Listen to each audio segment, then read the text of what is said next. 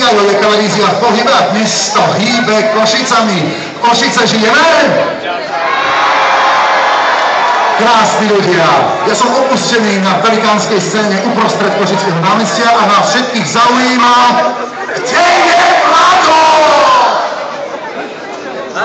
Našli ma, to je vždy veľmi dobrá informácia, veľmi dobrá správa, lebo mňa môžete nájsť veľmi jednoduchým spôsobom. Stánok nového bývania televízie a poštovej banky je obrovský aj pripravený práve pre tých, ktorí prišli na JOJ v meste, ktorí prišli sem do Košíc, pretože televízia JOJ nie len preto, aby prinášala dobré programy, ale pochopiteľne preto, aby pomáhala. No a teraz sledujete nové bývanie, čo pochopiteľne sledujete a veľmi sa z toho tešíme, tak vedzte, že ak prídete do Košíc, lebo ešte stále máte čas, ale ak nie, ak prídete do Banskej Bystrice o týždeň, pochýbate do Trenčína o 2 týždne, tak môžete nás navštíviť. No a keď sem prídete, tak zistíte, že tu máme dvoch veľmi dobrých dizajnérov, naozaj veľmi dobrých, Ivana a Martina. To sú tí chlapí, ktorí sedia s obrovskými počítačmi, do ktorých kreslia vaše dispozície bytov, nové dispozície bytov, pretože oni vám poradia, ako váš byt prerobiť, ako ho premalovať, ako robiť dobrý nábytok. No a za mnou sú pracovníci poštovej banky,